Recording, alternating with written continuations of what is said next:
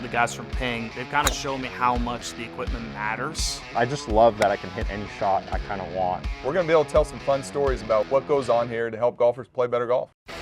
What's up, everybody? Welcome back to the Ping Proving Grounds podcast. Shane Bacon alongside Marty Jertson. Travis Milleman is with us. Travis, I got to start with this.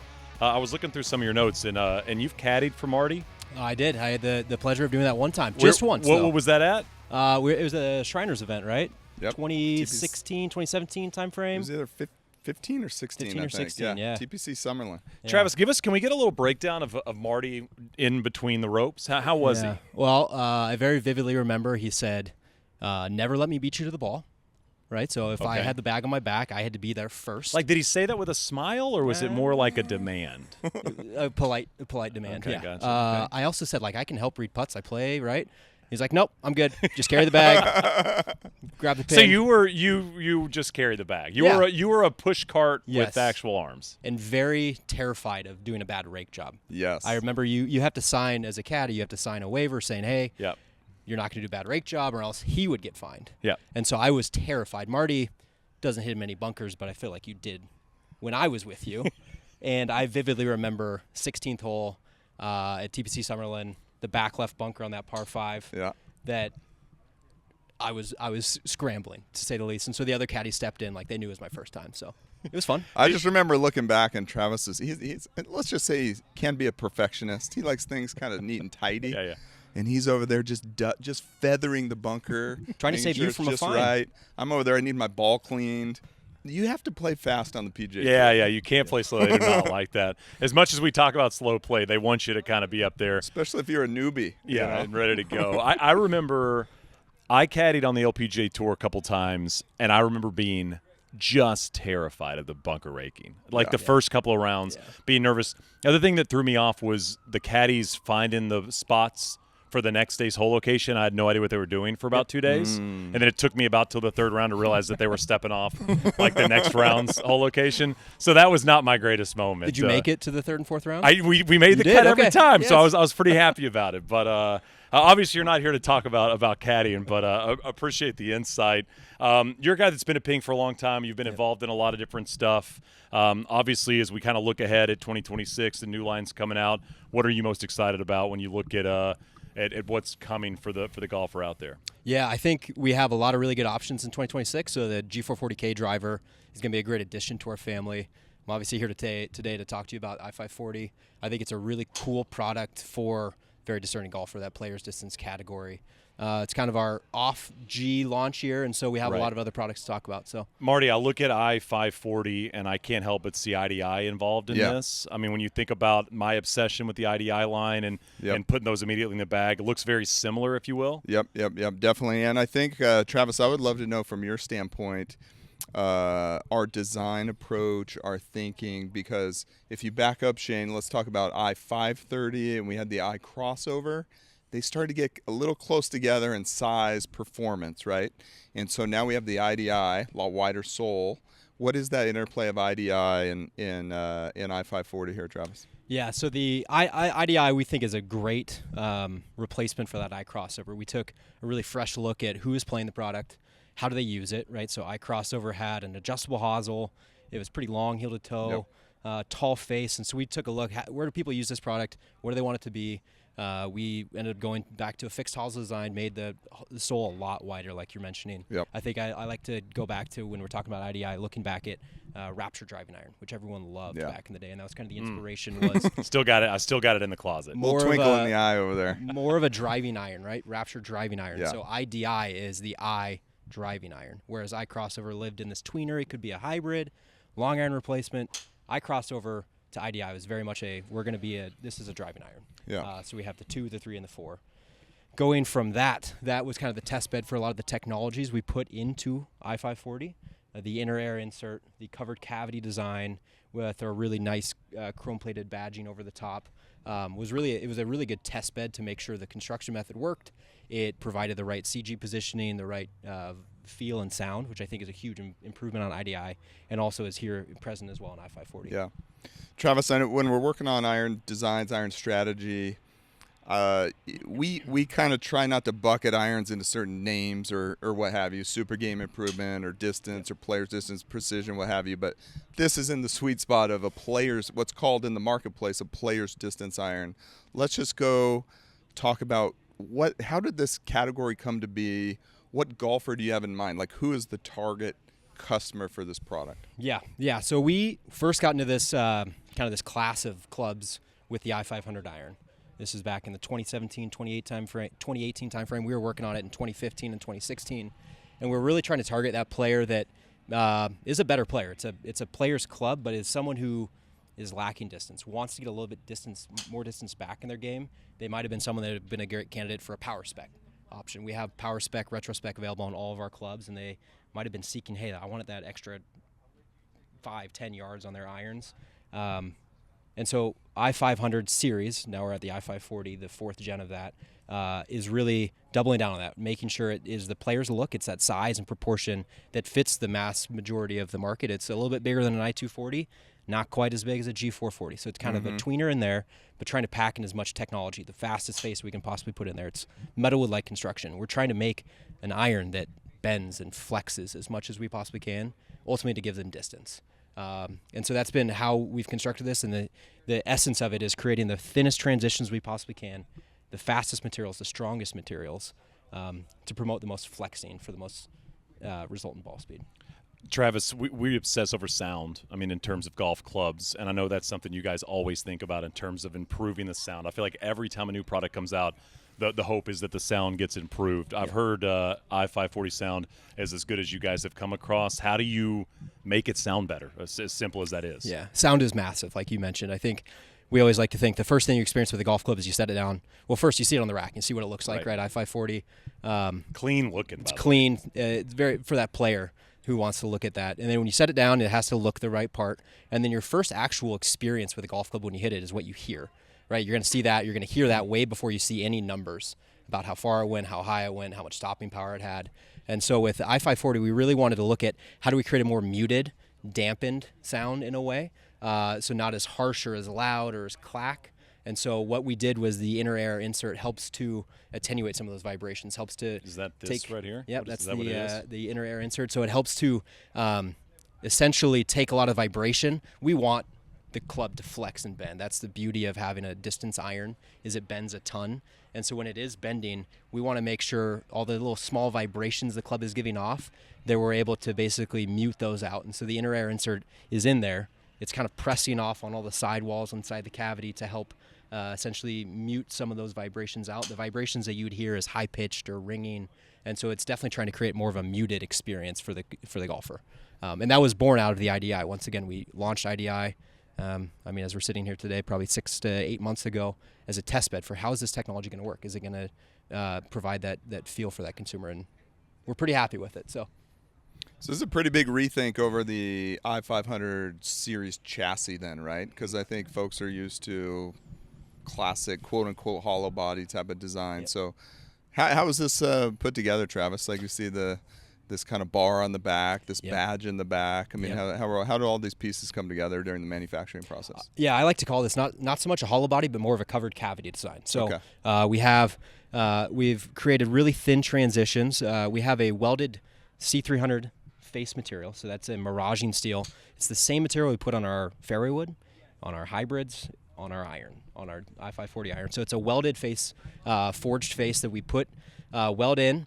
On the back, we leave the back open. And actually, it's a really cool way on how we're able to assemble this. We wanted to have an option, a way to put this insert in place, the inner air insert in place. So we actually had to open up the back of the iron to be able to kind of slip that insert in there, get it to fit appropriately within the head, and then cap it off with our really nice chrome-plated, super durable ABS badge. And so the function there as a whole cohesive unit is to kind of close off that cavity. It works in harmony with the I-beam that we have across the opening of that cavity. All of the structures that we put into place, all the materials we have, help to provide an overall better feel and sound experience, in addition to essentially trying to lower the CG. And we'll get into how the CG is better on this iron and how that does help people play better. It is a construction technique that is a lot different than i500 of years past. So 2 pieces in there, C300. What exactly makes that material unique? And then you mentioned the I-beam. What does that do in the structure? Yeah, so C300 is our face material. It is a material that has an extremely high yield strength. So essentially what you can do is you can thin it out a ton. You can make it really thin and flexible, and it'll bend and flex a lot before it breaks. And so we like to think that we want to have the strongest materials we possibly can put in our clubs because it allows us to make them really thin. When you make it really thin, you get 2 things: more flexing, and you save mass. And in any metal wood, calling this a metal wood, right? Any metal wood, any iron design, any wedge, any putter, you want to save as much mass as you can to put it in places that you want it. Low, low, low is kind of the premise. So C300 miraging steel is very, very good for that, such that we were able to save enough mass from the face material. It's thinner than i530. The perimeter is around 9% thinner than i530, and we were able to save mass there to put mass into our tungsten. We have tungsten inserts inside the long irons here. Ultimately, what that does there is help drive down CG. And your second question was the I-beam. Yeah. Right? So the By I-beam. the way, nice job. You remember both questions. Proud of you. Yeah, I'm working on Good it. Yeah. So the I-beam, when we opened up the covered cavity design, right?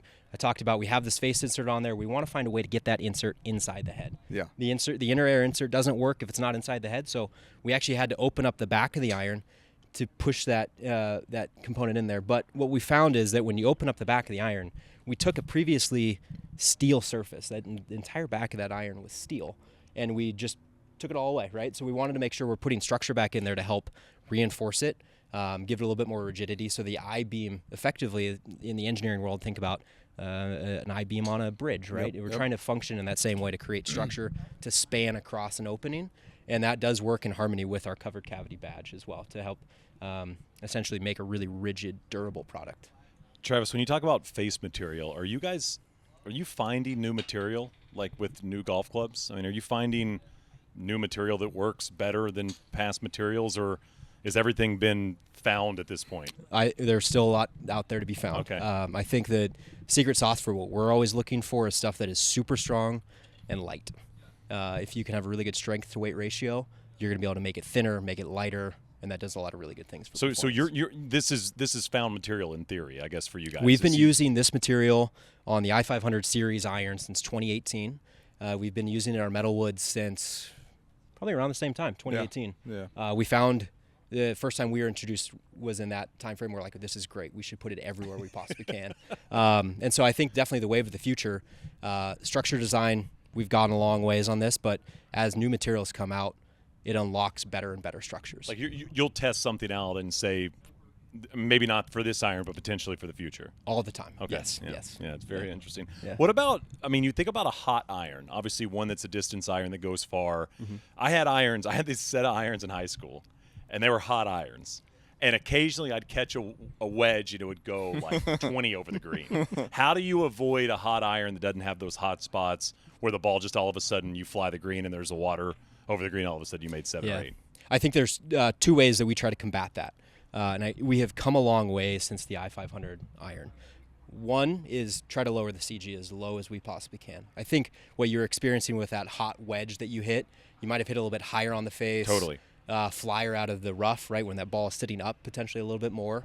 As we continue to lower the CG down, essentially what we're doing is we're aligning the CG of the impact of the iron with where you always hit it, right? Off the turf. This is beautiful turf out here, freshly overseeded, beautiful turf. When the ball's sitting down, we want to lower the CG to where you're going to hit that ball in the face. Previous irons, i500, it was our first time doing it back in 2018. CG was a little high. MOI was fantastic, but CG was a little bit high. So you'd end up hitting shots low on the face, quote unquote low on the face, which were just normal hits that might have come out a little bit slower. You'd get one in the rough every now and then, and it would just be a missile, right? And so when we can lower the CG down to where you hit on average, we can reduce some of the variance front to back you get. So you'll see on i540, we've made really a very purposeful mission to lower the CG so that we can get more consistent impact locations relative to the CG. When CG is closer to the impact location, it's just going to be more consistent. So that's one way.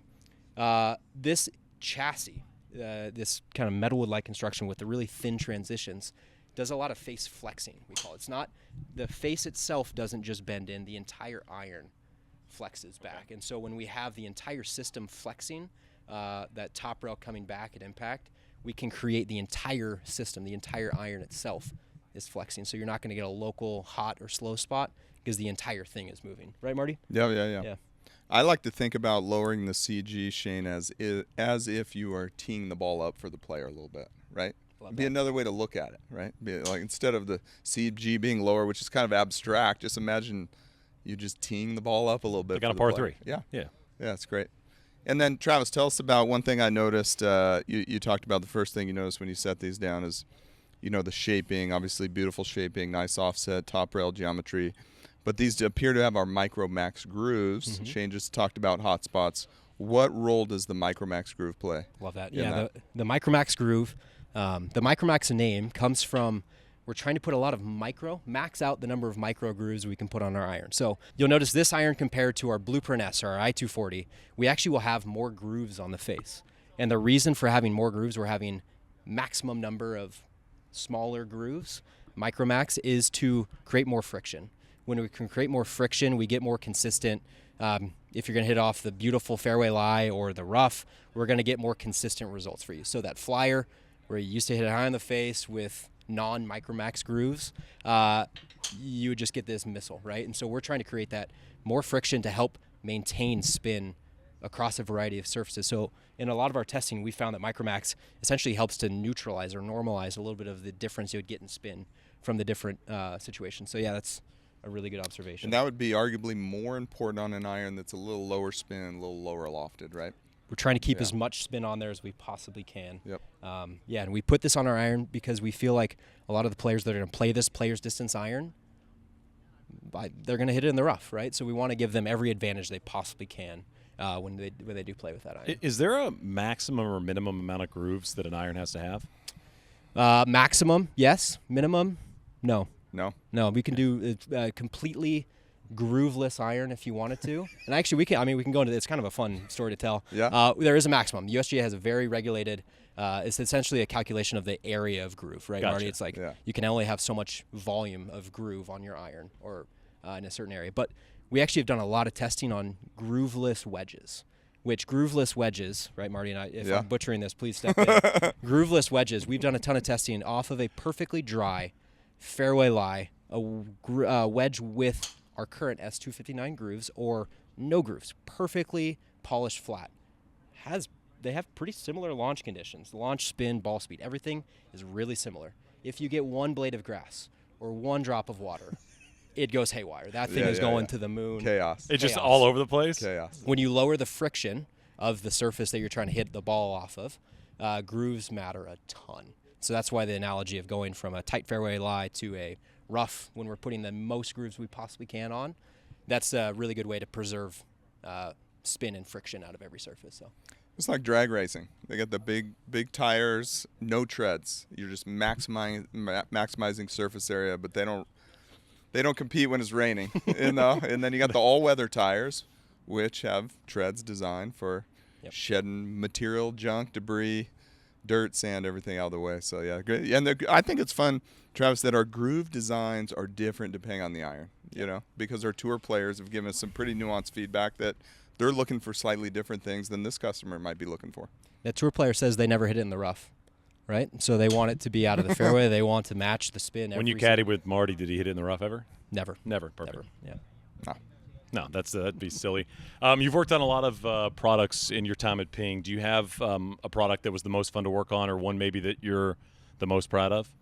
I would say one of the ones, we worked on a long time, the adjustable putter. Yeah. Was really fun. Yep. Commercial execution, I didn't feel like it was the greatest. It was challenging but fun. Was that the one that the shaft adjusted? Yeah. Yeah, I had one of those for a long time. Yeah. I had a Scottsdale I used for years. Marty, when I first started at Ping, he was the director of product development, and I remember he gave me, I think, just an extra credit project. When you're thinking about it, just go thinking about it. And I remember I had my commute home was about 20 minutes each day, and I had a full load of other work to do at work. And then I remember getting into my car every single day and thinking, I'm going to work on that extra credit project. And so I remember for months, truly months, I would drive my commute home just thinking about it. I get home, message Marty what I thought about, and it ended up coming to fruition. It worked pretty well. So that was a really fun one for me. I think I'm still intimately involved in product development and product design. So I'm working currently on next products for next year and beyond. So really excited about them. Can't talk about them right now. Yeah, I mean, I almost feel like, you hear about, I mean, somebody like you and you as well, Marty, you hear about these actors that make a movie and they finish it and they never watch the movie, right? Because they were involved in the, in the background work and it was months of their time. Are you allowed to enjoy something like this that's coming out to market while you're working on what the next iteration is? Like, are you allowing yourself to enjoy to go out and playing with the new product, or is your mind always a product or two ahead? Yeah, I would say my personal answer is it's hard to sit here and think about this iron when I know what's coming and I know what we have. And our mantra is always we will never release a product unless it's better than the previous. Right. So I already know what we're working on in our pipeline, and to think sitting here today, like, this product is fantastic. I love it. Like, it's really fun to sit down, slow down, think about this stuff, because it's really a testament to what we've been doing. But I already know what we have coming too. So it's kind of a yes and yes. Yes answer? and yes, yes and yes. Yes and Marty, I mean, as somebody that still plays a ton of competitive golf, how does your mind work when maybe something's coming that you're going to want to game when it comes out, but obviously it's not going to come out for 6 months, 8 months, a year? Yeah, no, it is challenging. I mean, for example, before the IDI came out, I was playing the i530 4-iron is my IDI club, and I was like, oh, I can't wait to get that one in the bag. So, but that's what keeps the machine running, is that there's always problems to solve. I think what's fun about talking to Travis is you can sense the excitement about that we're not done. We're not even close to done, right? It's like the amount of innovation we have going across different spectrums, whether it's materials, manufacturing, design, what have you. It's just super exciting time, right? Not even close to done. Travis, did we miss anything on i540? Anything else you got for us? Yeah. I want to know how they fly. We talked all about the tech, Travis. Hey, so how get up in the air? Hey, yes. When golfers go out and hit this club, what's it going to do? Our goal with this product is deliver distance, but with stopping power. We want it to go high, and we think that a really good proxy for stopping power, it's a distance iron, right? That is the number one thing, is that ball needs to go far. But at ping, we want to make sure you can play with it. It's great to win in the fitting bay, but if you're going to go play on the course and it can't hold a green, you're doing a disservice to our consumer. So all the technologies, covered cavity, the inner air, the tungsten weighting, kind of the size and shaping refinements, really to drive CG down like we talked about. But why are you doing that? To lower CG, gets the ball in the air. And so we've made some length changes. We've made CG improvements to get that ball in the air, and CG height, max height of how high a ball can fly is a really good proxy for how soft it'll land. Absolutely. Right? Yep. So the higher you can get the ball in the air, the softer it's going to land. So that's the thing, is we want to get distance here, but we also want a big metric for us working with Marty and the fitting team was, how do we get more height?